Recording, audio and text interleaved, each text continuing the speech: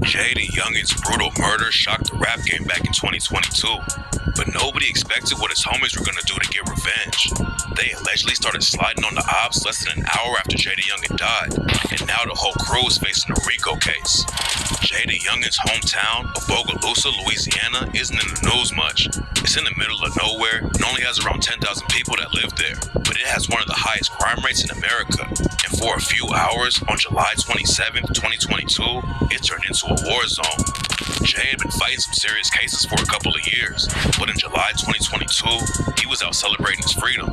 He had just pleaded guilty to a gun case in June and was let out on supervised release, and his fans were ready to start hearing some new music. But while he was sitting outside of a house in Bogalusa with his dad having some drinks, a truck pulled up and 3 shooters hopped out and started letting off shots. Jay's dad started busting back while Jay and him tried to get inside the house for cover, but that's when 2 more shooters came up from behind the house and started letting off shots too. By the time it was over, Jay had been hit at least 8 times and was tragically pronounced dead at the hospital, but the violence wasn't over yet. While the cops were at the hospital trying to figure the situation out, they got a report about another shooting less than an hour after Jay was killed. On the other side of the city, someone had started letting off shots in traffic and hit up someone's whip, but luckily nobody got hurt. The cops knew from the jump that it was probably related to Jay getting shot, but his homies were still allegedly sliding through Bogalusa looking for ops. That night, another shooting went down after someone pulled up to another house and started letting off shots. Everyone made it out of the situation alive and without getting hit, but it was clear that Jay's death was already having a massive impact on the town. Rap fans were shocked when the news broke about Jay's murder. He was on his way up in the industry and was racking up millions of streams every time he dropped. Jay was working with huge rappers like Lil Durk and B.BliCCY Badass, and nobody expected him to get taken out like that. But that's only because the deadly street beef Jay was wrapped up in hadn't been all over the news, so fans had no idea what was really going on in Youngin City. Bogalusa and all the towns around it are small, and most of the time when people hear about Louisiana, it's news coming out of Baton Rouge or New Orleans. So what most of Jay's fans didn't know is how active the streets of Bogalusa really are. So we're breaking down the crazy story that was going down behind the scenes. Jay and his homies ripped a crew in Bogalusa called 23, but his death might have been because of another set they were cool with called La Familia, aka FG. La Familia is clicked up with 23 and another set called Hunger Gang. La Familia has affiliates all over the area around Bogalusa, and a few years ago, they started beefing with a set called Purple City Boys, aka PCB, from a town called Roseland. According to reports, La Familia and Purple City Boys didn't have any issues back in the day, but that all changed around 2019 and the situation turned deadly. A rapper from La Familia named 700Jeezy started beefing with a dude from Purple City Boys named Ty Keith. Nobody outside of the situation knows what was really going down behind the scenes, but the cops say that Jeezy and Ty Keith started dissing each other, and in 2020, one of them ended up dead. On June 21st, 2020, a bunch of Purple City Boy affiliates were at a Father's Day celebration in St. Helena Parish. Everything was cool at first, but when Ty Keith was walking to his car, 700Jeezy allegedly caught him lacking and left him dead on the scene. After Ty Keith was killed, his homie, Purple City Boy Buck, dropped a track called Regardless in honor of him. And just 2 weeks after 700Jeezy allegedly killed Ty Keith, 700Jeezy linked up with Jay Youngin for their own music video. Then 2 days after Jay and 700Jeezy made the video, the beef between Purple City Boys and La Familia got an innocent woman killed. On August 8th, 2020, there was a birthday party going down in the woods around Roseland. Hundreds of people showed up and were having a good time, but then out of nowhere, shots started going off and everyone started running for their lives. According to the cops, Purple City Boys and La Familia ran into each other at the party and got into an argument. Then both sides upped their straps and started shooting. According to some reports, over 100 shots went off, but when it was all over, the only person who got killed was an innocent woman named Zion Hutcherson. Zion didn't have anything to do with the situation, but she got caught up in the crossfire and was tragically killed just a few feet away from her baby. 700Jeezy allegedly let off some of the shots that killed Zion Hutcherson, and after it went down, he did the race and tried to escape from Texas. Jay Youngin allegedly helped him hide out while he was on the run, but the cops caught up to 700Jeezy in August 2020 and booked him on second-degree murder charges. Then in 2021, the news broke that Jay Youngin was wrapped up in the case too. He was arrested for accessory to second-degree murder and obstruction of justice for helping 700Jeezy escape after the shooting went down. But Jay Youngin told the cops he didn't know anything about the situation. Nobody's been booked for Jada Youngin's murder yet, but rumors say it was Purple City boys clapping back for the death of Ty Keith. If 700 Jeezy was the one who pulled the trigger on Ty Keith and Jay helped Jeezy out after it went down, it makes sense that Purple City boys could have wanted to take Jay out. And after Jada Youngin was killed, his homie FG Famous is allegedly the one who started sliding immediately. FG Famous and Jada Youngin have been tight since they were kids and were linking up in the booth too. But both of them were still connected to the streets, and FG Famous allegedly started putting major pressure on the ops after Jay died. Rumors say FG Famous was involved with at least one of the other shootings that went down right after Jay was killed. And on the track, In the Name of 23, he raps, "That was my brother, nigga. What the fucking thing? I ain't gon' slide. I'm tryna flush a nigga. You fucking with that side, and you gon' die. I swear I wish I was right there. I would've cut back with my 9. And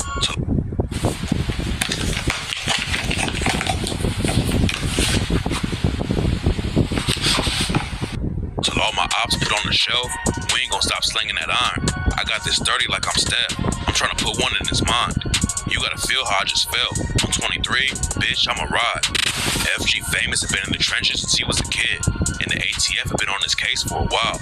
Before Jada Youngin died, the cops in Bogalusa tried to pull FG Famous over for a legal tint on his whip, but FG Famous tried to do the dash and started speeding over 100 miles an hour through the town. Then he ditched his car and tried to hide underneath a house, and that's where the cops found him with a pound of weed and 2 guns. FG Famous was out of jail when Jada Youngin got shot, but the feds came through and arrested him in New Orleans while he was shopping for something to wear at Jay's funeral. And now he's facing a way bigger case too. In February 2024, news broke that a bunch of Jada Youngin's homies were getting hit with the RICO case. The feds have been investigating them for years and claim they've been running drugs and guns all over Louisiana, killing ops, and way more. One of the dudes named in the indictment is Kelzon Clark, aka Boo, and Jada Youngin allegedly shouted him out on the track Evil when he raps, "Who claim they gon' step for you? Heard these bitch ass niggas tripping. Shit, I know just what to do. Pull up with my cousin Boo. Might send shots hanging out the roof." It's not clear if the RICO indictment is gonna cover the shootings that went down after Jay was killed, but the cops have been investigating his homie since 2017, and obviously they think they have enough evidence to bring down the whole crew. The feds had already picked up Jada Youngin one time before he died. Jay had been in the trenches for a long time, and even after he popped off in the rap game, he was getting caught up in legal drama. Back in 2019, the cops pulled him over and found weed and oxy pills in his whip, plus one of his homies in the car with him had a gun.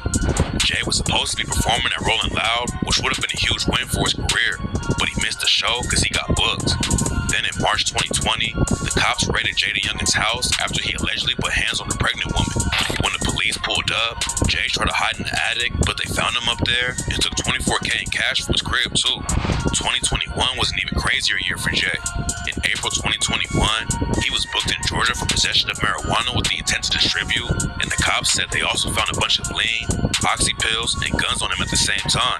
Then just a few months later, Jada Youngin was hit with the accessory to second-degree murder charge over the 700 Jeezy and Ty Keith situation. And after he bonded out, Jay ended up right back behind bars.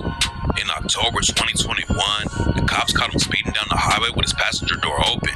And when Jay pulled over, they found a baby sitting in a woman's lap without a seatbelt. Jay bonded out again, but that's when the feds got involved. 1 month later, the ATF booked Jada Youngin on federal charges. It's not clear what they were trying to get him for because he was killed before the case could go to trial, but the cops were all over Jay. And that's why a lot of people thought a RICO was coming way before the news was official. While most people think Purple City Boys was involved with Jada Youngin's death, there are also some crazy rumors going around saying that the situation involves Jay's homies in Jacksonville, Florida. When Jada Youngin started popping off in the rap game, he was linking up with other artists all over the South. And a few years before he died, he tapped in with Youngin Ace from Jacksonville. Ace has been at war with another Jacksonville rapper named Julio Fulio for years, and their beef has made news all over the country. Jay linked up with Youngin Ace right when the war in Jacksonville was really kicking off. Bodies were dropping on both sides, and Ace and Fulio started trading some of the wildest diss tracks ever. One of the people who died in their beef was Fulio's younger brother, Lil Bibby, and everyone on Ace's side started dissing him like crazy. When Jada Youngin started rocking with Ace, he hopped in the beef too, and even clowned Bibby by wearing a jersey with his name on it. Even though Jay wasn't actually involved with the streets in Jacksonville at all, he made it clear that he was picking a side in the war, and that's why some people believe that Fulio's people had something to do with his death. After Jay died, Fulio hopped on IG and started clowning his death. Fulio got a lot of hate for dissing Jay the Youngin, so he went live and said that Jay was acting like Fulio was his op. Jay was dissing his dead homies, so Fulio said he wasn't gonna just sit back and let it slide without saying anything. Fulio and his crew have allegedly caused all kinds of violence in Jacksonville, but there's no evidence that they were actually involved in Jay's murder. Fulio's not the only rapper that people are trying to tie the case to, though. Back in the day, Jay the Youngin was also cool with NBA Youngboy and his team. Jay and his homie FG Famous linked up with OG33 for the track No Mask, and Jay the Youngin also dropped a track with Youngboy's homie Quando Rondo called Thuggin' For Real.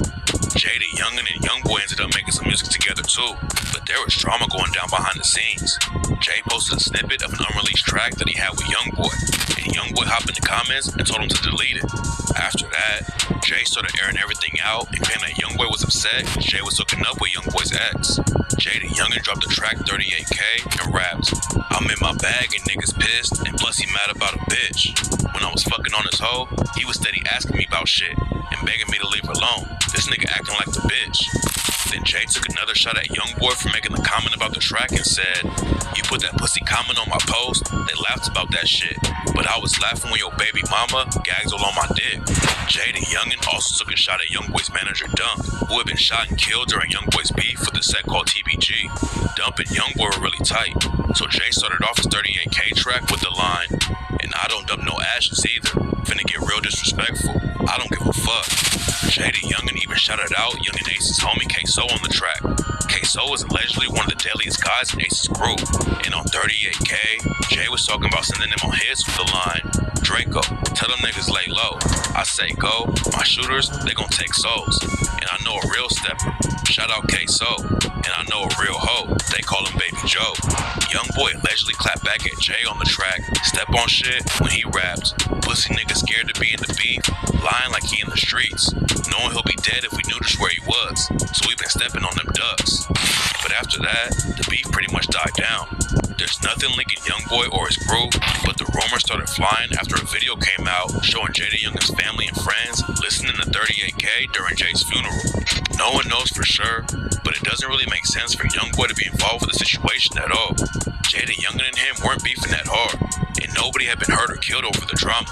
So Youngboy sending shooters all the way out to Bogalusa over a couple of disses doesn't make sense. But now Jay's homies are all facing a RICO case, and people almost always start flipping when the whole crew gets wrapped up like this. Pretty much nobody beats a RICO if they take it to trial, so some of the dudes will probably start telling everything to get a plea deal.